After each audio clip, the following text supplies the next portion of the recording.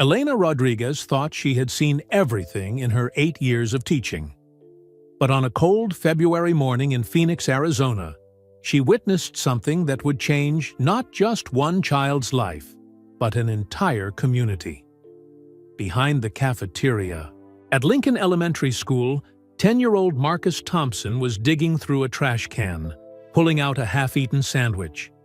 He ate it quickly, looking around to make sure no one was watching. Elena's heart broke as she realized her student was so hungry that he was eating garbage. But what happened next started a chain of kindness that spread far beyond anything she could have imagined. This is the true story of how one teacher's simple act of caring grew into something that would heal wounds from the past and create hope. For thousands of families in the future, Mrs. Elena Rodriguez loved being a teacher.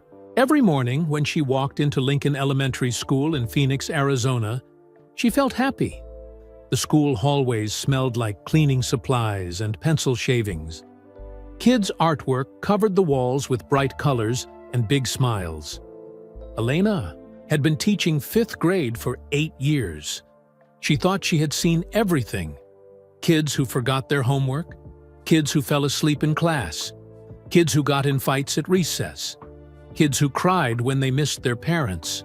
She knew how to handle all of these things, but on Tuesday, February 13th, 2024, Elena saw something that made her stomach feel sick. It was lunchtime at Lincoln Elementary. Most of the kids were in the cafeteria eating hot pizza and drinking chocolate milk. The cafeteria was loud and full of laughter. Kids traded cookies for chips. They talked about video games and weekend plans. Elena usually ate lunch in her classroom while grading papers. But today, she decided to walk around the school. The Arizona sun was shining, but the air was cold for February. She put on her sweater and stepped outside. She walked past the playground where some kids were playing basketball. She waved at the kids and smiled. Then she walked behind the cafeteria building. This was where the big green trash cans were kept. It was quiet back here.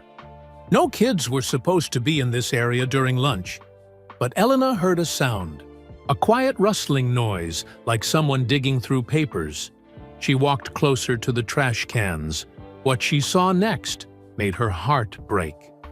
10-year-old Marcus Thompson was standing next to the biggest trash can.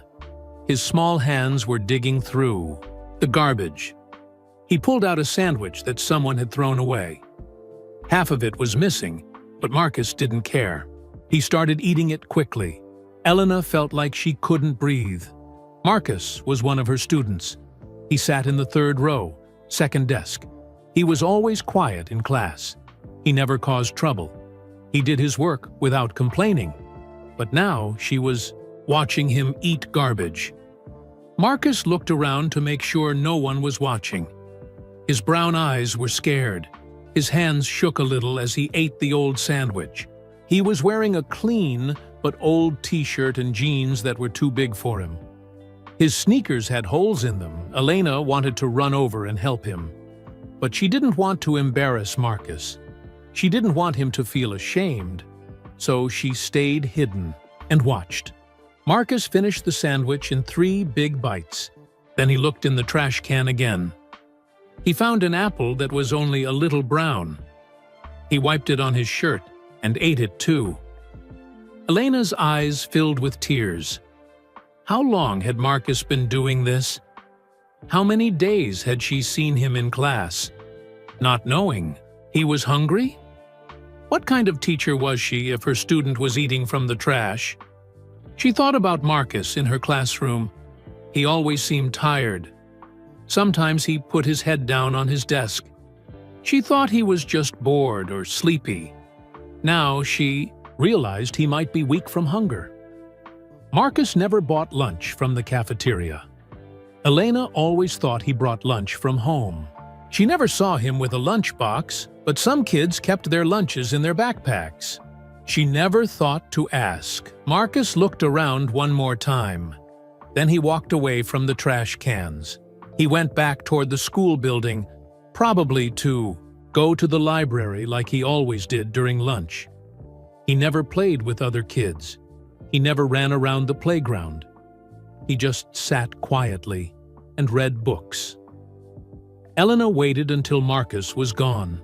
Then she walked over to the trash can. She looked inside and saw what Marcus had been digging through. Old food from the cafeteria, half-eaten sandwiches, bruised fruit, empty milk cartons. The smell was terrible. She felt sick thinking about Marcus eating this food. But she also felt something else. She felt angry. Not at Marcus, but at herself. How could she not have noticed? How could she have missed this? Elena walked back to her classroom. She couldn't eat her own lunch. She kept thinking about Marcus digging through the trash. She kept seeing his scared eyes and shaking hands. That afternoon, Marcus came back to class for math time. Elena watched him carefully. He walked slowly to his desk. He looked tired. His face was pale. During the math lesson, he put his head down on his desk. "Marcus," Elena said gently. "Are you feeling okay?" Marcus lifted his head quickly. "Yes, Mrs. Rodriguez, I'm fine." But Elena could see he wasn't fine. His eyes looked heavy. His voice was quiet and weak. "Why don't you rest for a few minutes?" Elena said. She took her own sweater off her chair and put it over Marcus's shoulders. "You can sleep until math time is over." The other kids in class looked curious. "Why does Marcus get to sleep?" asked Sarah, a girl who sat near the window. "Everyone needs rest sometimes," Elena said. "Let's focus on our math problems."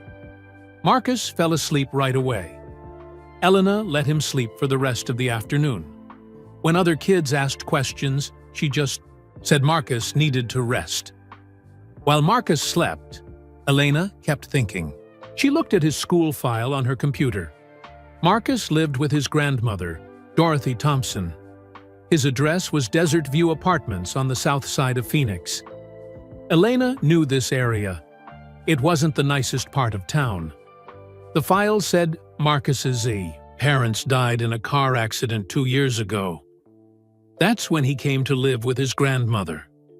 Elena felt her heart break even more. Marcus had lost his parents, and now he was hungry every day.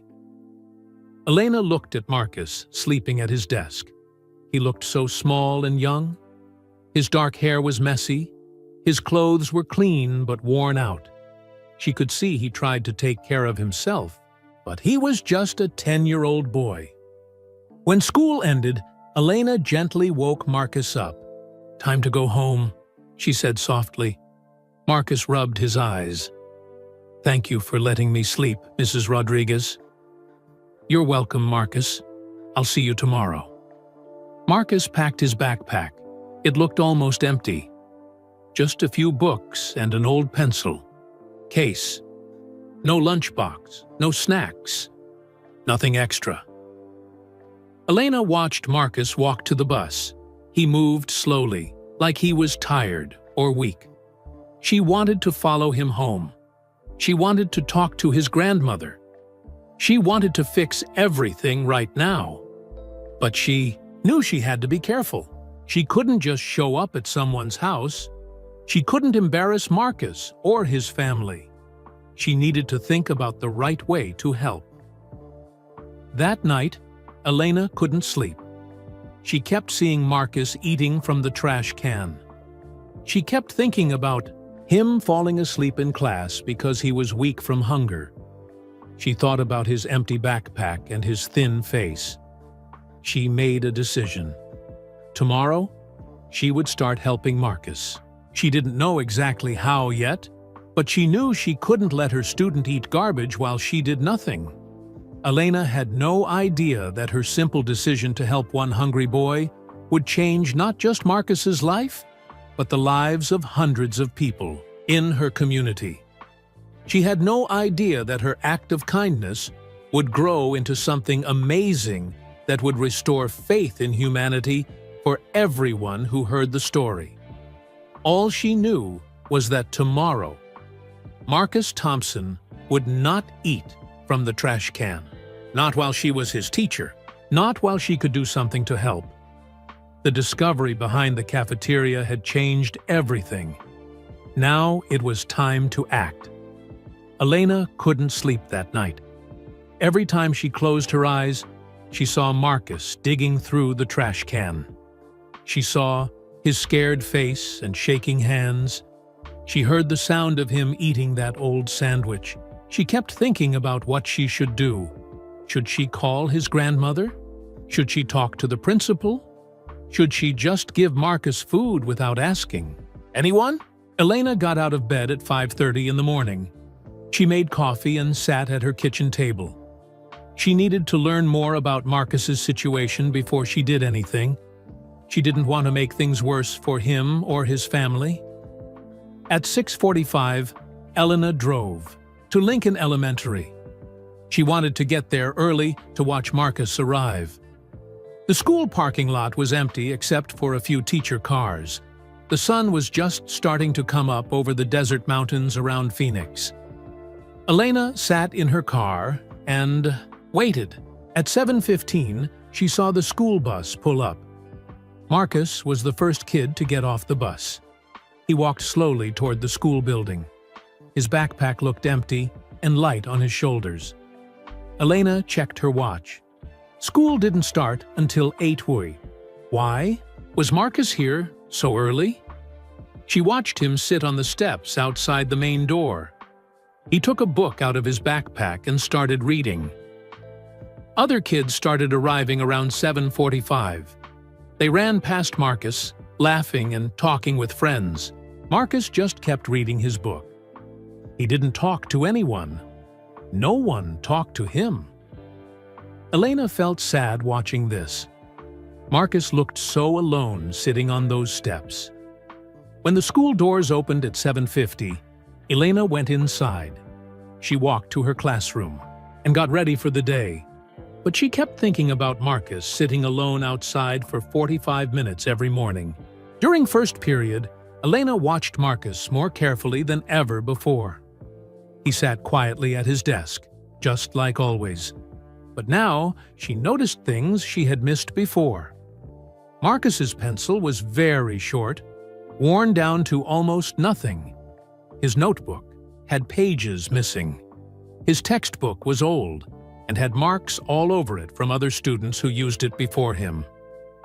When the class did a writing exercise, Marcus wrote very small letters. Elena realized he was trying to use as little paper as possible. He wanted to make his notebook last longer. During reading time, Marcus always volunteered to read out loud. Elena thought this was because he loved reading. Now she wondered if it was because he didn't have books at home to practice with. At recess, Elena watched from her classroom window. While other kids played on the swings and slide, Marcus sat under a tree with a library book. Elena walked outside to see what he was reading. "That looks like an interesting book, Marcus," she said, sitting down next to him under the tree. Marcus showed her the cover. It was a cookbook for kids called Easy Meals Anyone Can Make. "Are you interested in cooking?" Elena asked. Marcus nodded. "I like to help my grandma Dorothy when we have food to cook. But sometimes we don't have much." Elena's heart hurt hearing this. Marcus was reading cookbooks because his family didn't have enough food. He was trying to learn how to make meals with whatever they had. "What's your favorite thing to cook?" Elena asked. "Soup," Marcus said. "You can make soup with anything. Even if you only have one vegetable or some crackers, you can still make soup." Elena wanted to cry. This 10-year-old boy was thinking about how to make food from almost nothing. "That's very smart, Marcus," she said. "Soup is one of my favorite foods, too." After recess, Elena went to the school office. She asked Mrs. Patterson, the secretary, if she could look at Marcus's school records. "Is everything okay with Marcus?" Mrs. Patterson asked. I just want to understand his home situation better, Elena said. I think he might need some extra support. Mrs. Patterson pulled up Marcus's file on her computer. Elena read the information carefully.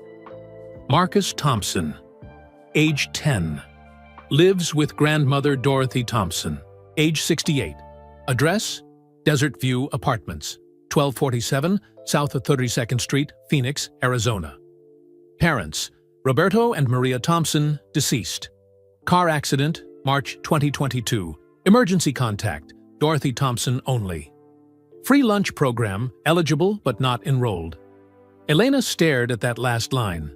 Marcus qualified for free lunch at school, but his grandmother had never signed him up for it. Why wouldn't someone sign up for free lunch if they qualified? Elena asked Mrs. Patterson. Mrs. Patterson shrugged. Sometimes families don't know about the program. Sometimes they're too proud to ask for help. Sometimes the paperwork gets lost. Elena felt frustrated. Marcus could have been eating lunch every day for free, but instead, he was digging through trash because of paperwork. Can I help get him signed up now? Elena asked. You'd need to talk to his grandmother first, Mrs. Patterson said.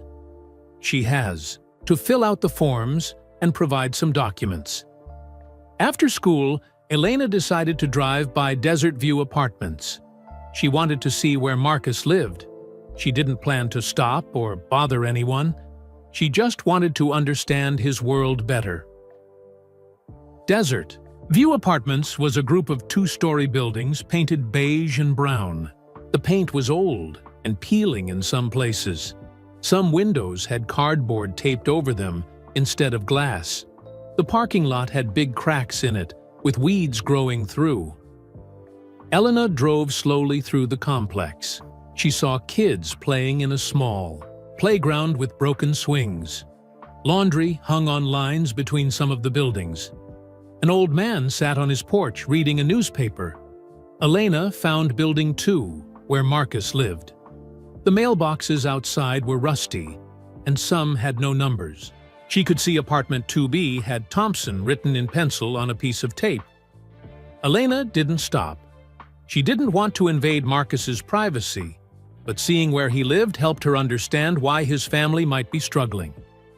She drove back to school and found Mr. Park, the school counselor. He was a kind man who had worked at Lincoln Elementary for 15 years. I wanted to ask you about Marcus Thompson, Elena said. Mr. Park nodded. Sweet kid. Very quiet. Lost his parents a couple years ago. Do you know anything about his home situation with his grandmother? Mr. Park looked through his files. I talked to Dorothy Thompson when Marcus first enrolled here. She seemed like a caring grandmother, but she looked tired and worried. I got the feeling money was tight. Marcus qualifies for free lunch, but isn't enrolled, Elena said. That happens more than you'd think, Mr. Park said. Some grandparents don't know about all the programs available. Some are too proud to ask for help. Dorothy Thompson might fall into either category. Elena thought about this. Marcus's grandmother was probably doing her best, but she might not know how to get help. Or she might be embarrassed to ask. What would you suggest I do? Elena asked. Talk to her, Mr. Park said, but be gentle about it. Make it about Marcus's education, not about charity. Nobody wants to feel like they're taking handouts. That evening, Elena made a decision. Tomorrow after school, she would visit Dorothy Thompson. She would find a kind way to offer help without making the family feel embarrassed. She spent the evening thinking about what she would say. She practiced different ways to start the conversation. She wanted to help Marcus, but she had to do it the right way. Elena had no idea that her plan to visit one grandmother would start something much bigger. She didn't know that her simple act of caring would soon touch the lives of many families in the community. All she knew was that Marcus needed help, and she was going to find a way to give it to him. Tomorrow, she would take the first step toward changing a little boy's life forever. Elena spent all of Wednesday thinking about how to approach Marcus's grandmother. She had to be very careful. She couldn't just show up and say, "I saw your grandson eating from the trash." That would embarrass Marcus and hurt his grandmother's feelings. During lunch, Elena watched Marcus again. Today, he didn't go behind the cafeteria. Instead, he sat in the library and pretended to read. But Elena could see his stomach growling. She could see him looking at other kids eating their lunches. Elena made a decision. She went to the cafeteria and bought an extra sandwich and apple. She wrapped them in a napkin and put them in her desk drawer for later. After school, Elena drove home and changed into casual clothes. She didn't want to look too much like a teacher when she visited Dorothy Thompson. She wanted to seem friendly and normal. At 5:30, Elena drove to Desert View Apartments. Her hands shook a little as she parked her car. She had never done anything like this before. What if Dorothy Thompson got angry? What if she told Elena to mind her own business? Elena found Building 2 and climbed the stairs to Apartment 2B. The hallway smelled like cooking food and cleaning supplies. She could hear televisions playing in different apartments. Someone was cooking something that smelled like onions and garlic. Elena took a deep breath and knocked softly on the door. She heard footsteps inside. Then the door opened just a little bit. A small woman with gray hair looked out through the crack. She had kind brown eyes that looked very tired. "Yes?" the woman said quietly. "Are you Mrs. Thompson?" "Dorothy Thompson?" Elena asked. "Yes. Who are you?" "I'm Elena Rodriguez. I'm Marcus's teacher at Lincoln Elementary." Dorothy's eyes got wide. She opened the door all the way. "Is Marcus in trouble? Did he do something wrong?" Elena could see the worry on Dorothy's face. This grandmother loved Marcus very much. "Oh no, not at all," Elena said quickly. "Marcus is a wonderful student. He's never in trouble. I just wanted to meet you and talk about how he's doing in school." Dorothy looked surprised, but relieved. "Would you like to come in?" Elena stepped inside the small apartment. It was very clean, but had almost no furniture. There was an old couch with a blanket thrown over it. A small television sat on a wooden crate. In the corner was a card table with 2 chairs. The kitchen was tiny. Elena could see an old refrigerator that made loud humming noises. The cabinets were painted white, but the paint was chipping off. "Please, sit down," Dorothy said, pointing to the card table. "Can I get you some water?" "Water would be nice, thank you," Elena said.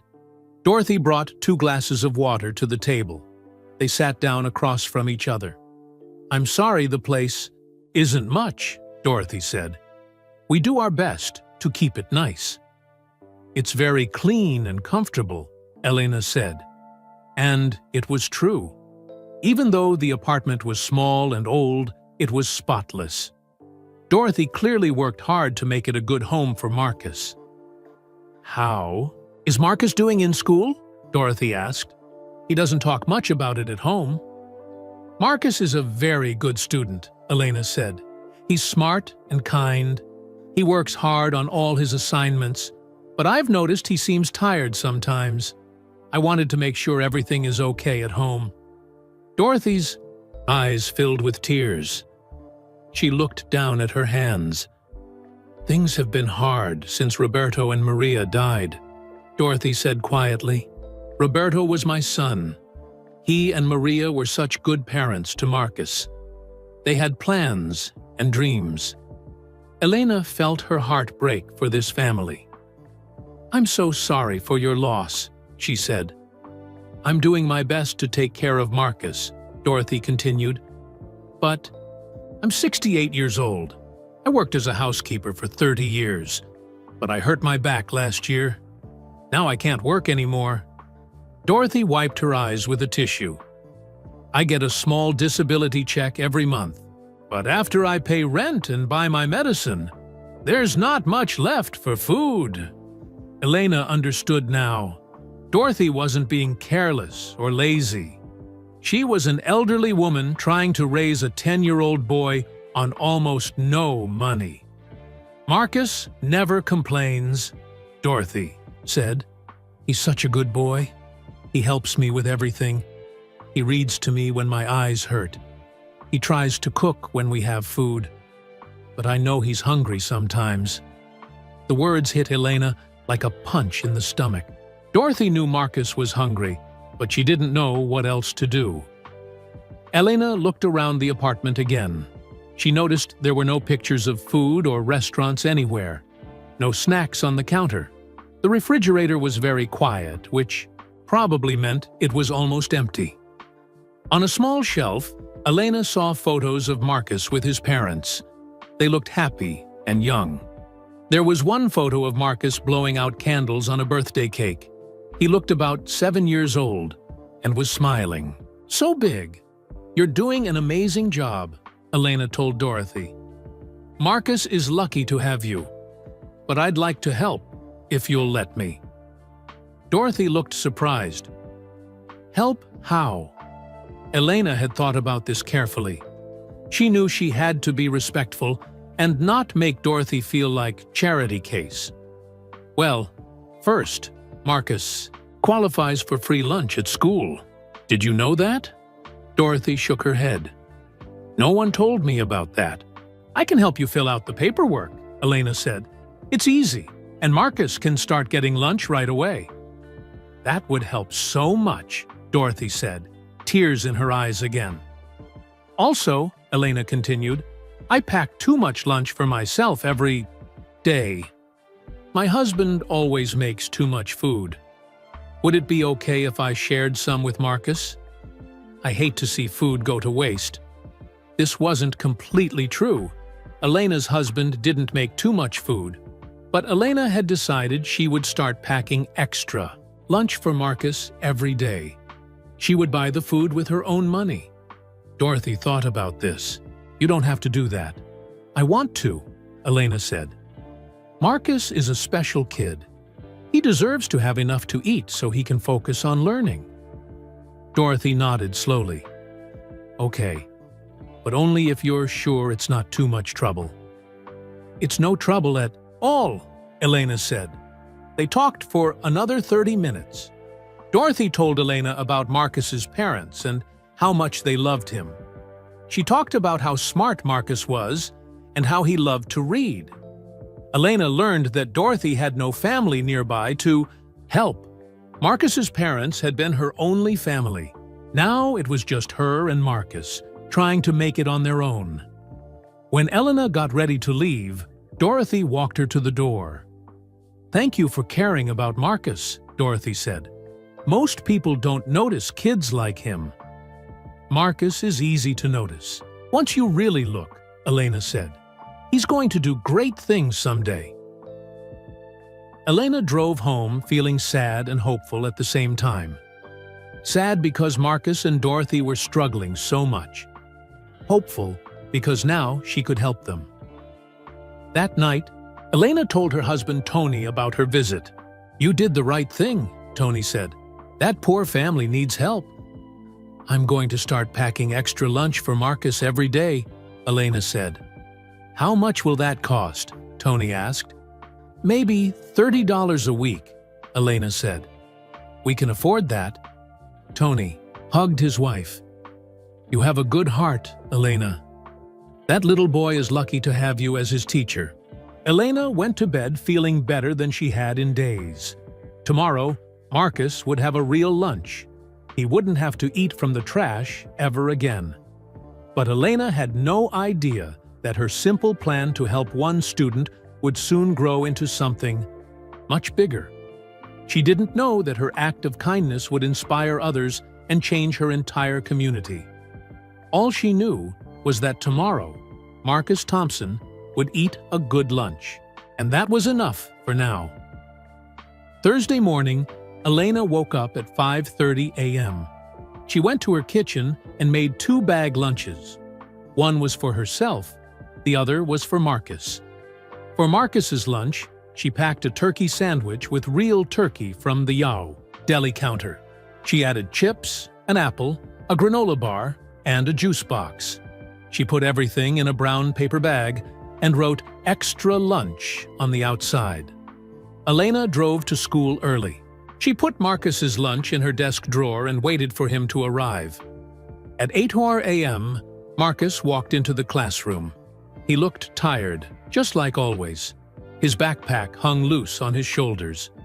Elena knew it was almost empty. "Good morning, Marcus," Elena said with a big smile. "Good morning, Mrs. Rodriguez," Marcus said quietly. During math class, Elena watched Marcus carefully. He was paying attention and working on his problems, but around 10:30, his stomach started growling. Elena could hear it from her desk. Marcus put his hand on his stomach and looked embarrassed. A few other kids heard it too and started giggling. "It's almost lunchtime," Elena said to the whole class. "I think everyone's getting hungry." When lunchtime came, Elena asked Marcus to stay behind for a minute. "Marcus, I packed too much lunch today," she said, taking the brown bag out of her desk. "My husband always makes too much food. Would you help me eat this extra lunch? I don't want it to go to waste." Marcus looked at the bag suspiciously. "Are you sure?" "I'm sure," Elena said. "I can't eat all this food myself."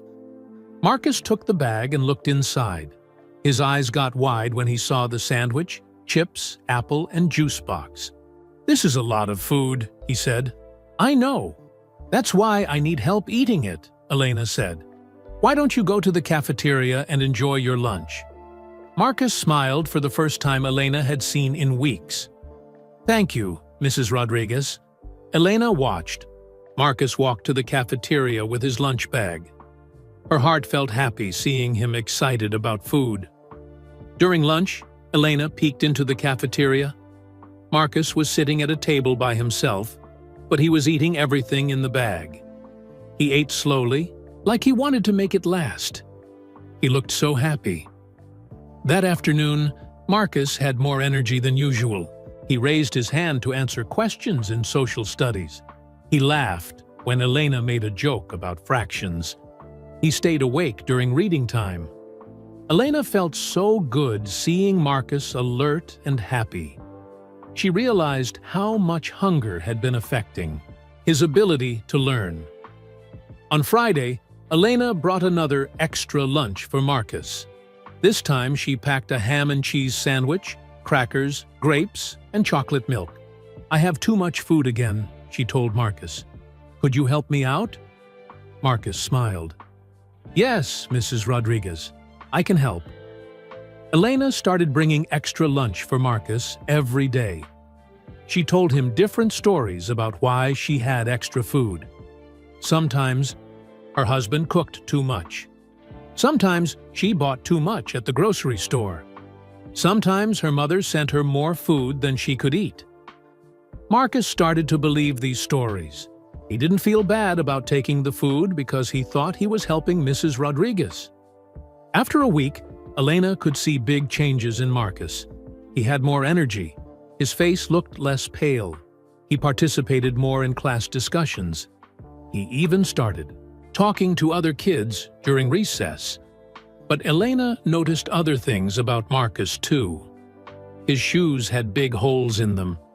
When it rained on Wednesday, his feet got completely wet. He spent the whole day with soggy socks and shoes. His winter coat was too small for him. It barely reached his waist and the zipper was broken. When the temperature dropped to 45 degrees, Marcus shivered all day. His school supplies were falling apart. His pencils were worn down to tiny stubs. His notebook was almost empty because he wrote very small to save paper. Elena decided she needed to help with these things too. But she had to be careful.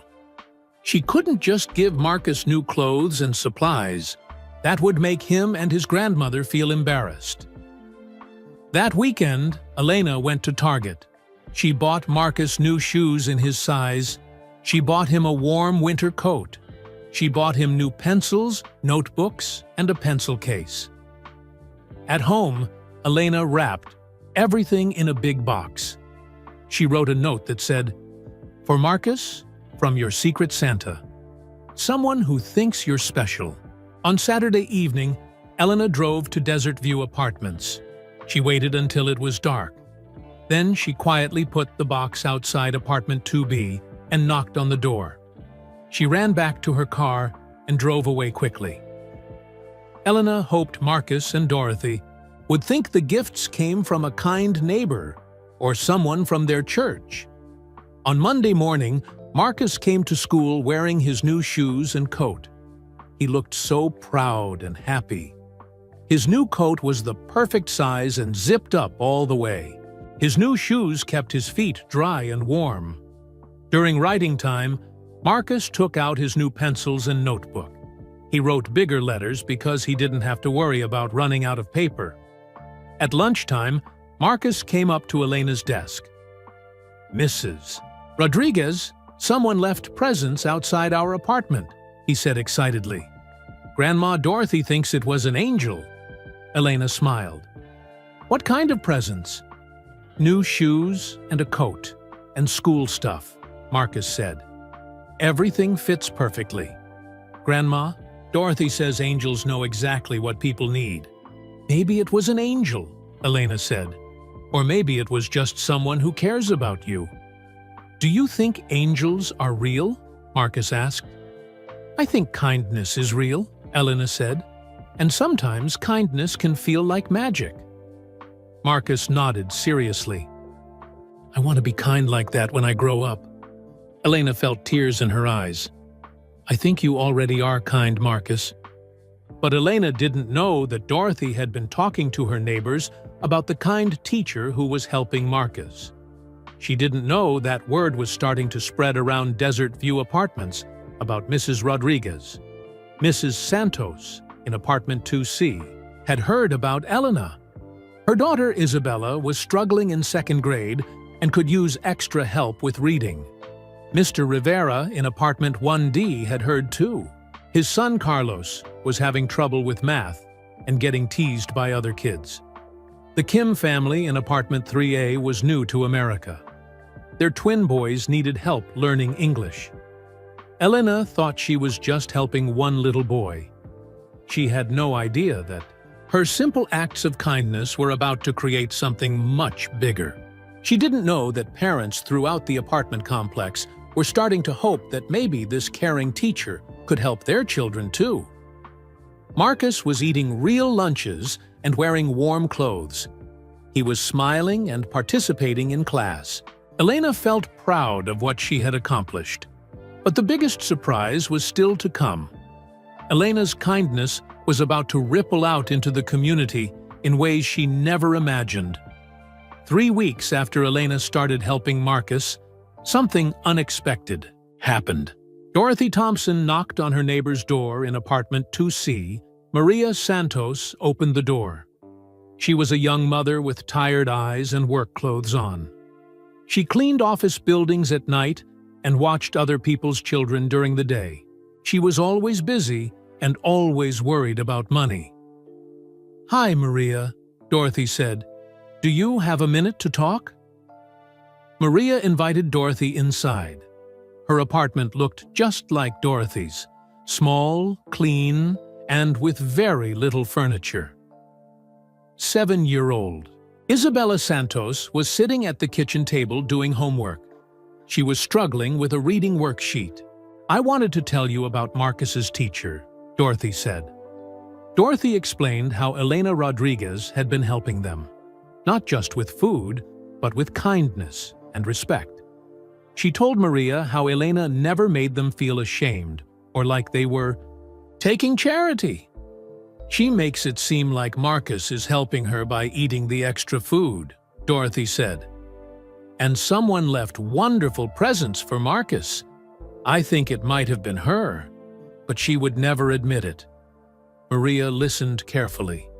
She had been watching Isabella struggle in school for months. Isabella's teacher, Mrs. Wilson, was nice, but busy. She had 30 kids in her class and couldn't give Isabella the extra help she needed. "My Isabella could use a teacher like that," Maria said. "She's having trouble reading. I try to help, but I work 2 jobs. I don't have much time." "Maybe you could talk to Mrs. Rodriguez," Dorothy suggested. "She really cares about kids." Maria thought about this. Isabella was falling behind in 2nd grade. She came home frustrated every day because she couldn't read as well as the other kids. Maria felt terrible that she couldn't help more. The next day, Maria walked to Lincoln Elementary during her lunch break. She found Elena Rodriguez in her classroom, eating a sandwich while grading papers. "Excuse me, Mrs. Rodriguez," Maria said from the doorway. Elena looked up and smiled. "Come in. How can I help you?" "I'm Maria Santos. My daughter Isabella is in 2nd grade here. Dorothy Thompson told me about how you've been helping Marcus." Elena felt a little nervous. Was Maria going to complain about something? Did she think Elena was doing something wrong? Dorothy said, "You really care about kids," Maria continued. "I was wondering, could you maybe help my daughter with reading? She's struggling, and I don't know what to do." Elena's heart went out to this worried mother. "Tell me about Isabella." Maria sat down and explained Isabella's problems. She was a smart girl, but reading was hard for her. She mixed up letters. She got frustrated and gave up easily. The other kids in her class were reading chapter books, while Isabella was still, sounding out simple words. "I want to help her, but I work at night cleaning offices," Maria said. "During the day, I watch other people's kids to make money. I'm too tired to help Isabella with homework." Elena understood. Maria was working hard to support her family, but that left little time for helping with schoolwork. "I could tutor Isabella." "After school," Elena offered. "Maybe twice a week?" "I can't pay much," Maria said quickly. "But I could clean your house or watch your kids."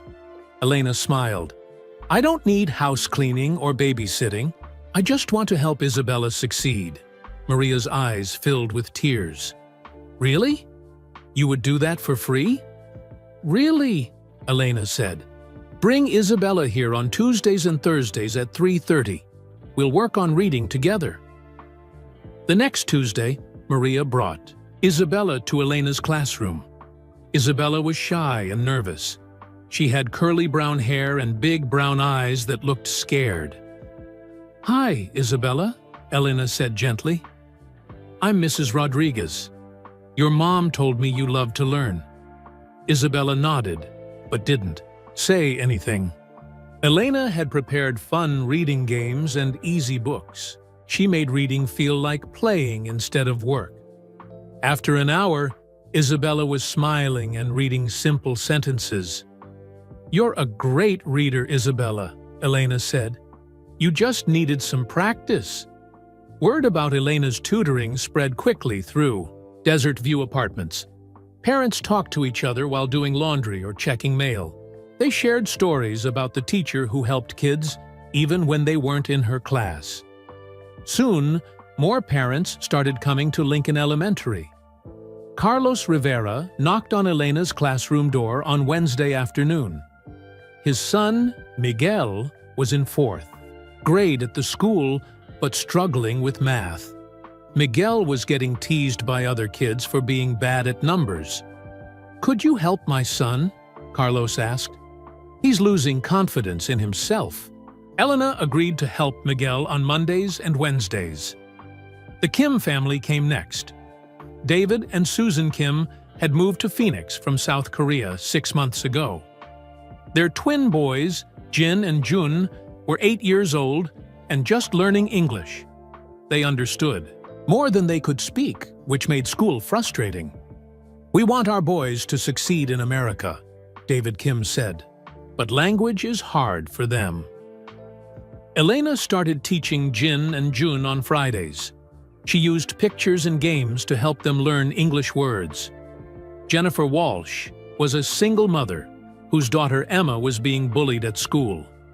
Emma was 10 years old and afraid to go to recess because mean kids called her names.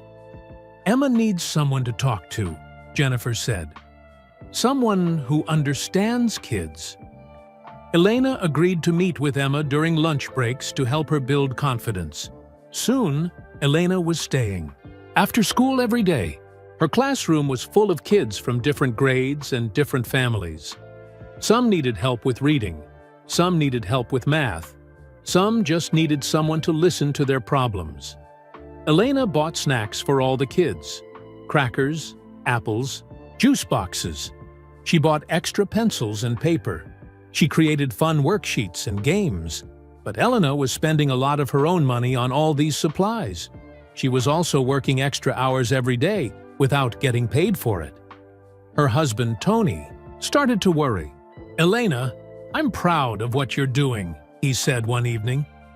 "But you're exhausted, and we're spending a lot of money on supplies for other people's kids." Elena knew Tony was right. Last week, she had spent over $100 on snacks and school supplies. She was getting home at 6:00 p.m. every day instead of 3:30 p.m. "I can't stop helping them," Elena said. "These kids need support. If I don't help them, who will?" "You can't save every kid in Phoenix," Tony said gently. "We need to think about our own family, too." Elena felt torn. She loved helping these children. She could see them improving every week. Marcus was reading at grade level now. Isabella could sound out new words. Miguel was getting better at math. The Kim twins were speaking English sentences, but Tony was right. Elena couldn't afford to buy supplies for 20 kids forever. And she was getting tired from working so many extra hours. Elena didn't know what to do. She wanted to keep helping, but she was running out of money and energy. What Elena didn't know was that someone had been watching her after-school program. Someone who had the power to help her help even more kids. Elena's kindness had started with one hungry boy eating from a trash can. Now, it was touching the lives of families throughout the community. But the biggest surprise was still coming. Elena didn't know that someone had been watching her after-school tutoring sessions. Principal Janet Morrison had noticed teachers and kids staying late every day. She was curious about what was happening in Elena's classroom. Principal Morrison was a tall woman with short gray hair and kind eyes. She had been the principal at Lincoln Elementary for 12 years. She cared deeply about her students and teachers. On Thursday afternoon, Principal Morrison walked past Elena's classroom around 4:30 p.m. The hallways were usually empty by this time, but she could hear voices coming from room 15. She peeked through the door window and saw something amazing. 8 children from different grades were sitting at desks. Some were reading books. Some were working on math problems. Some were practicing writing. Elena was moving from student to student. She helped Marcus sound out a big word. She showed Isabella how to solve a math problem. She gave Jin and Jun new English words to practice. On a table near Elena's desk, there were apple slices, crackers, and juice boxes. The kids would take snacks when they got hungry. Elena treated them like they were her own children. Principal Morrison recognized some of the kids. Marcus Thompson from Elena's class. Isabella Santos from Mrs. Wilson's 2nd grade. Miguel Rivera from Mr. Park's 4th grade. The Kim twins from Mrs. Garcia's 3rd grade. These weren't all Elena's students. Some weren't even from Lincoln Elementary. What was Elena doing? After the kids left at 5:00 p.m., Principal Morrison knocked on Elena's classroom door. "Elena, can we talk?" she said. Elena looked nervous. Her heart started beating fast. Was she in trouble? Did Principal Morrison think she was doing something wrong? "Of course," Elena said, trying to stay calm. Principal Morrison came into the classroom and sat down at one of the student desks. "I've been watching what you're doing here after school," she said. "It's incredible." Elena felt relieved. Principal Morrison didn't sound angry. "These kids need help," Elena explained. "Their families are struggling. Some parents work multiple jobs and can't help with homework. Some kids are learning English. Some just need extra support." "I can see that," Principal Morrison said. "But Elena, I'm worried about you. You're here until 5 p.m. every day. You're spending your own money on snacks and supplies. This isn't sustainable." Elena's shoulders slumped. She knew Principal Morrison was right. Last week, she had spent $150 on food and school supplies. Her husband Tony was getting more worried about their budget. "I know," Elena said quietly, "but I can't stop helping them." "If I don't help these kids, who will?" Principal Morrison smiled. "That's exactly what I was hoping you'd say." Elena looked confused. "What do you mean?" "I want to help," Principal Morrison said. "What you're doing is exactly what education should be about. You're not just teaching subjects, you're changing lives." Elena couldn't believe what she was hearing. "You want to help?" "Yes. Let me make some phone calls. I think we can get official support for what you're doing." The next week, Principal Morrison called a meeting with Sarah Chen, the school district's community outreach coordinator. Sarah was a young woman who worked to connect schools with local organizations and families. Principal Morrison explained Elena's after-school tutoring program. She told Sarah about the kids who were getting help and the families who were benefiting. "This sounds like exactly the kind of program our district wants to support," Sarah said. "But we'd need to follow proper procedures. We'd need to get approval from the district office. We'd need insurance forms and background checks for volunteers. We might need to apply for grants." "How long would all that take?" Elena asked. Sarah thought for a moment. "Maybe 6 months if we're lucky. Government processes are slow." Elena's heart sank. 6 months was a long time. These kids needed help now, not in 6 months. Marcus was finally reading at grade level. Isabella was gaining confidence. The Kim twins were learning English quickly. "I can't wait 6 months," Elena said.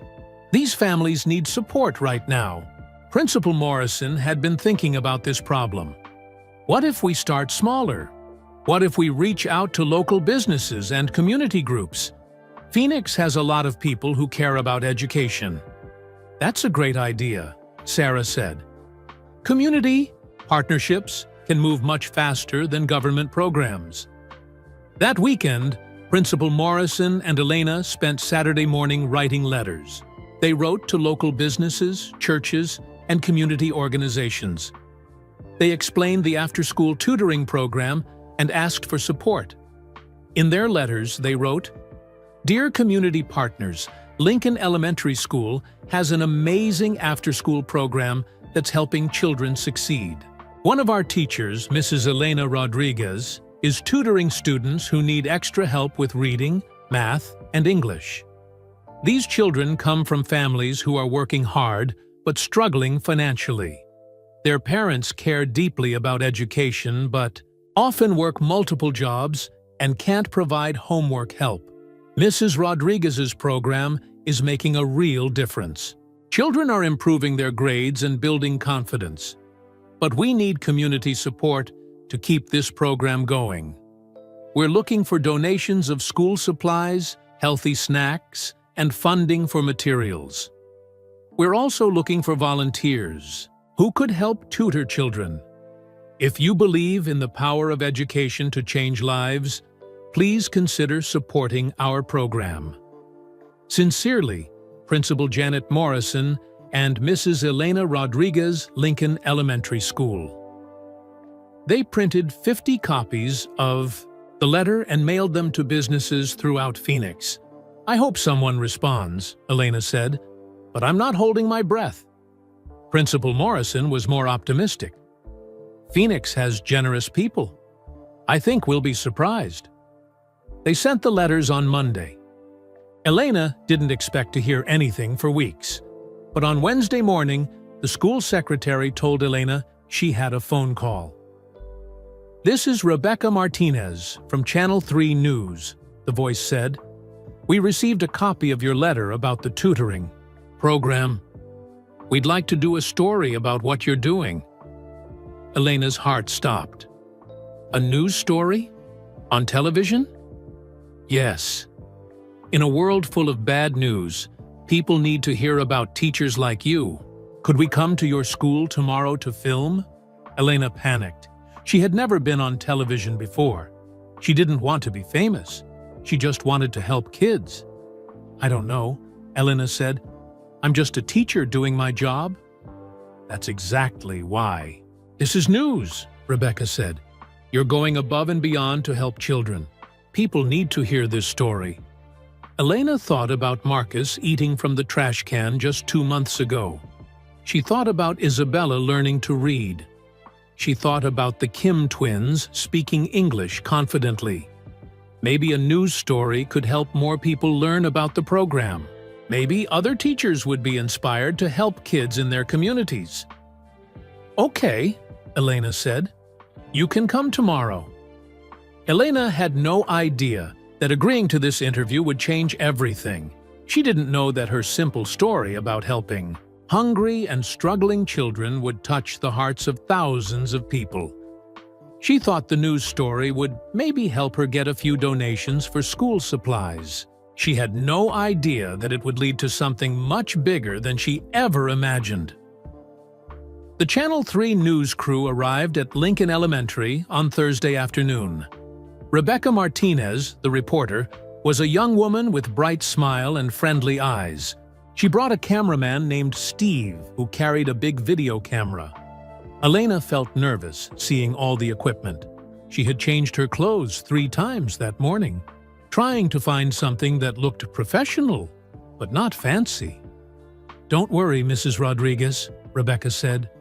"We're just going to show people the amazing work you're doing." "Be yourself," Rebecca interviewed Elena first. They sat in Elena's classroom with student artwork on the walls behind them. "Tell me how this all started," Rebecca said. Elena told the story about seeing Marcus eating from the trash can. She explained how that one moment changed everything for her. She talked about meeting Dorothy and learning about their struggles. "I couldn't just do nothing," Elena said. "Marcus needed help, and I was in a position to help him. But it didn't." "Stop with Marcus, did it?" Rebecca asked. Elena smiled. "No. Other families heard about what we were doing. Parents started asking for help with their children. Before I knew it, I had 8 kids coming for tutoring every day." Next, Rebecca interviewed Principal Morrison about Elena's impact on the school and community. "Mrs. Rodriguez reminds us why we became educators," Principal Morrison said. "She sees a need and acts on it. She doesn't wait for someone else to solve the problem."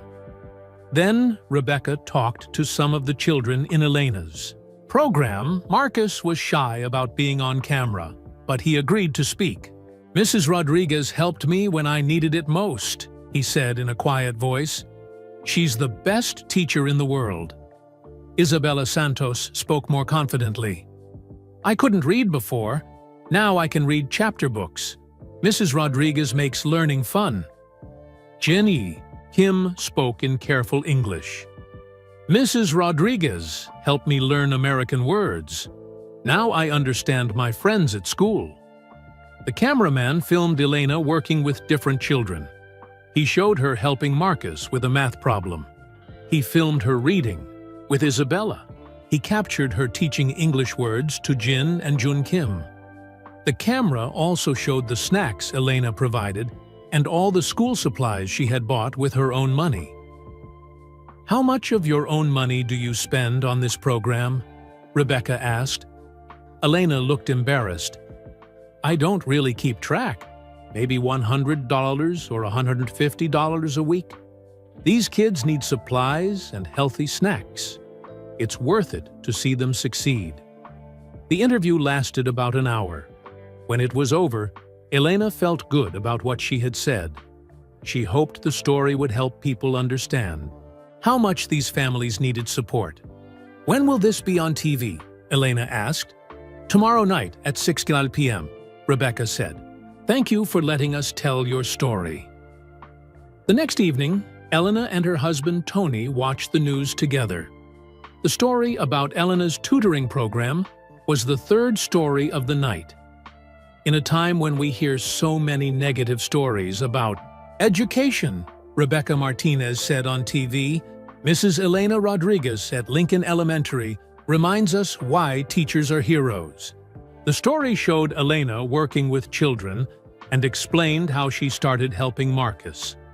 It talked about the families from Desert View Apartments and how the program was growing. At the end of the story, Rebecca said, Mrs. Rodriguez is proving that one person's kindness can change an entire community. She's spending her own money and time to help children succeed. In a world that often feels divided, Elena Rodriguez is bringing people together through the simple act of caring. Elena felt embarrassed watching herself on TV, but she was proud that the story focused on the children and their families. "You did great, Elena," Tony said. "I'm proud of you." The next morning, Elena arrived at school expecting a normal Friday. But Principal Morrison was waiting for her in the parking lot with a huge smile. "Elena, you need to see this," she said, handing her a stack of papers. The papers were emails that had been sent to the school overnight. Dozens and dozens of emails from people who had seen the news story. Elena read through them, amazed. Local businesses wanted to donate school supplies. Parents offered to volunteer as tutors. Churches asked how they could help. A retired teacher named Mrs. Foster offered to help with reading instruction for free. One email was from Phoenix Children's Hospital. They wanted to provide free health screenings for children in the program. Another email was from the Phoenix Public Library. They offered to bring a mobile library to Desert View Apartments once a week. "This is incredible," Elena said. "I can't believe so many people want to help." But the biggest surprise came at lunchtime. A well-dressed man walked into the school office and asked to speak with Principal Morrison and Mrs. Rodriguez. "I'm Michael Chen," he said, introducing himself. "I own Chen's Restaurant Group. We have 15 restaurants in Phoenix." Michael Chen was a man in his 50s with kind eyes and a warm smile. He wore an expensive suit, but spoke in a friendly, humble way. "I saw the news story about Mrs. Rodriguez last night," he said. "My family came to America from Taiwan 30 years ago with nothing. We didn't speak English. We were poor." He sat down in Principal Morrison's office and continued his story. "Teachers like Mrs. Rodriguez helped my children succeed in school. They gave them extra help with English. They encouraged them when things were hard. Without those teachers, my kids wouldn't have graduated from college. My business wouldn't exist." Michael Chen reached into his jacket and pulled out an envelope. "I want to give back," he said. "This is a check for $10,000 to support Mrs. Rodriguez's tutoring program." Elena's mouth fell open. She couldn't believe what she was hearing. $10,000 was more money than she had ever seen for a school program. "But that's not all," Michael Chen continued. "I want to provide healthy snacks for all the children in your program. Fresh fruit, sandwiches, nutritious food, every day." Elena started crying. She couldn't help it. This man's generosity was overwhelming. "My family knows what it's like to struggle," Michael Chen said. "Education changed our lives. Now I want to help change other families' lives." That afternoon, the story got even bigger. Channel 3 News posted the story on their Facebook page. People started sharing it immediately. By evening, the story had been shared over 1,000 times on social media. People were adding comments about how much Elena's story inspired them. Other news stations picked up the story. Channel 15 and Channel 12 both called the school asking for interviews with Elena. The hashtag #HardockerTeacherHero started trending on Twitter in Phoenix. Elena's phone wouldn't stop ringing. She got calls from teachers in other cities asking for advice about starting their own programs. A book publisher called asking if she wanted to write a book about teaching. A speakers bureau wanted her to give talks at education conferences. "This is crazy," Elena told Tony that night. "All I did was help Marcus eat lunch. Now everyone wants to talk to me." But the attention brought even more support. Arizona State University's College of Education offered to send student teachers to help with tutoring. The mayor of Phoenix announced that he wanted to visit the school to recognize Elena's work. Local grocery stores called, offering to donate food for families in need. A group of retired teachers formed a volunteer network to help with tutoring at other schools. Elena felt overwhelmed by all the attention, but she also felt hopeful. All this support meant she could help even more children. Marcus was reading, 2 grade levels above where he started. Isabella was confident and happy. The Kim twins were speaking English fluently. Miguel was getting A's in math, but Elena knew there were hundreds of other children in Phoenix who needed help too. With all this community support, maybe she could reach them. Elena's simple act of kindness had grown into something much bigger than she ever imagined. But the most amazing surprise was still to come. 6 months after Elena first saw Marcus eating. From the trash can, Lincoln Elementary was hosting a special celebration dinner. The school cafeteria was decorated with colorful balloons and streamers. Local businesses had donated a fancy meal for everyone. Over 200 people filled the cafeteria. Students, families, teachers, volunteers, and community supporters all came to celebrate the tutoring program's success. Elena looked around the room in amazement. All of this started because she cared about one hungry boy. Now look what had happened. Principal Morrison stood up to speak first.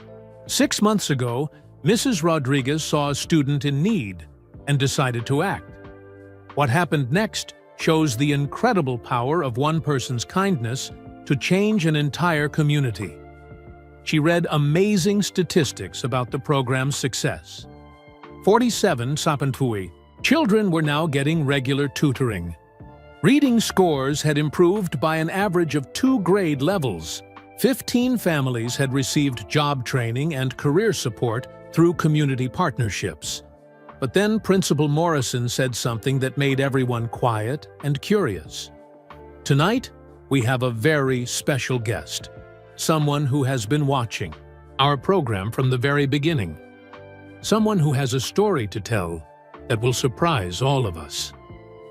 An elderly man in a wheelchair rolled slowly to the front of the room. Elena had never seen him before, but something about his face looked familiar. Marcus pointed from his table.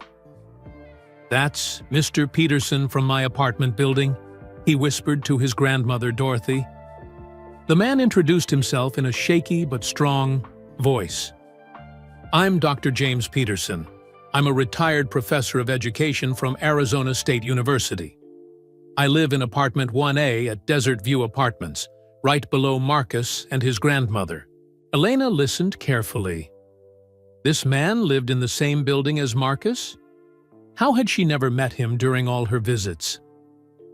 "I've been watching this program develop," Dr. Peterson continued. "I've seen Mrs. Rodriguez come to tutor children in our apartment complex. I've watched families change and kids succeed. But there's something you all should know." He paused and looked directly at Elena. His eyes were serious and kind. 35 years ago, I was a young teacher at a school very similar to Lincoln. Elementary. I had a student who was struggling. His family didn't have much money. He was often hungry and tired in class. Elena felt a strange chill as Dr. Peterson continued. Something about this story felt familiar. One day, I saw that student eating from a trash can behind the school cafeteria. I was shocked and heartbroken. I wanted to help, but I didn't know how. I was young and scared of doing the wrong thing. The room was completely silent now. Everyone was listening to every word. I went home that night and told my wife about the student. We talked about what to do. We made plans to help. We bought groceries. We picked out clothes. But you know what happened? Dr. Peterson's voice got quieter and sadder. I got busy, got distracted. I had papers to grade and meetings to attend. Days turned into weeks. I kept meaning to help, but I never did. That student continued to struggle. His grades got worse. He missed more and more school. Eventually, he dropped out of high school. Elena felt tears starting in her eyes, though she didn't know why this story was affecting her so much. I never forgot that student, Dr. Peterson continued. For 35 years, I've regretted not helping when I had the chance. I've wondered, what happened to him? I've used his story to teach other teachers about the importance of acting when they see a child in need. Dr. Peterson looked around the room at all the families, volunteers, and children whose lives had been changed by the tutoring program. Mrs. Rodriguez, when I saw you helping Marcus, I knew you were doing what I should have done 35 years ago. You saw a need and you acted. You didn't make excuses or wait for someone else to help. You cared enough to do something immediately. Now, Dr. Peterson looked directly at Elena, and his next words changed everything she thought she knew about her life.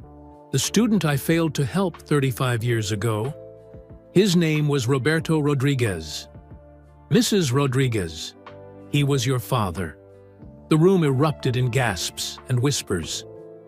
Elena felt like the world had stopped spinning. Her father? This man knew her father? Elena's father had died when she was 12 years old.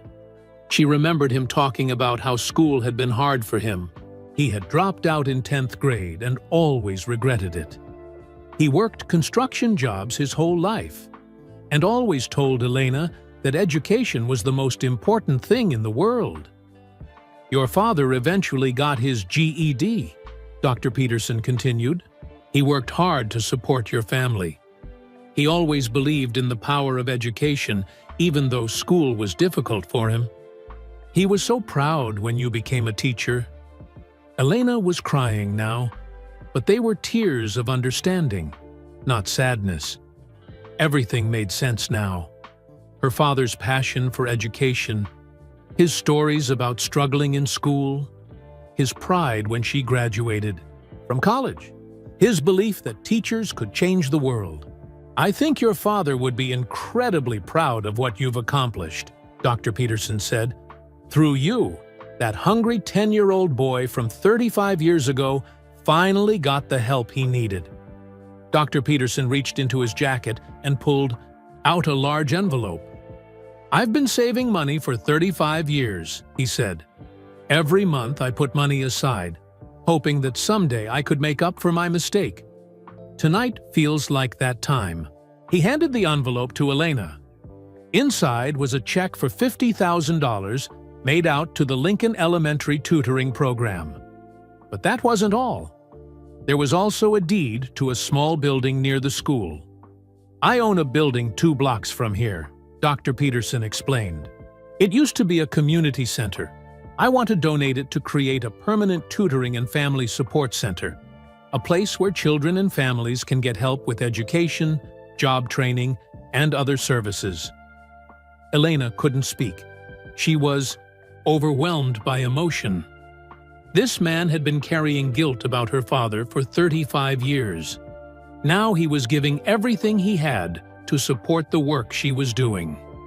This is my way of finally helping that hungry student from 35 years ago, Dr. Peterson said with tears in his eyes, through his daughter. Elena stood up and walked over to Dr. Peterson. She hugged him tightly, and the entire room broke into applause. Marcus ran up and joined the hug, followed by Isabella, Miguel, Jin, June, and dozens of other children whose lives had been changed by Elena's kindness. As Elena looked around the room at all the faces, students, families, volunteers, and community members, she realized that her father's story didn't end when he dropped out of school. It continued through her, through Marcus, and through every child who would be helped by this program in the years to come. The circle of kindness that started with one teacher seeing one hungry student had grown into something that would help thousands of children. And it all began with the simple decision to care enough to act. Elena thought about her father, Roberto Rodriguez, the 10-year-old boy who once ate from a trash can because no one helped him. Now, 35 years later, his daughter was making sure that no child would go hungry while she had the power to help. Dr. Peterson's gift would allow the program to expand to other schools throughout Phoenix. The community center would provide services to hundreds of families. Elena's simple act of kindness had become a movement that would change lives for generations. As the celebration continued around her, Elena felt her father's presence. She knew he was proud of her.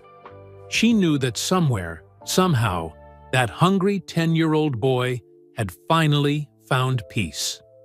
The story had come full circle. One teacher's kindness had healed a wound from the past while creating hope for the future. Sometimes the most powerful changes start with the smallest acts of love. We'd love to know where you're listening from. Drop a comment below and tell us what city or country you're in. It's amazing to see how stories of kindness connect people from all around the world. If this story touched your heart and restored your faith in humanity, please give this video a like. It really helps us reach more people who need to hear uplifting stories like this one. Don't forget to subscribe to our channel for many more inspiring and heartwarming stories that celebrate the good in people. We share new stories every week that will make you believe in the power of human kindness. And please, share this video with your friends and family. In a world that often feels divided, stories like Elena's remind us that compassion and caring can change everything. When we spread these stories, we spread kindness and awareness that can inspire others to act with love in their own communities. Thank you for listening, and remember, you never know how one small act of kindness might change someone's life forever.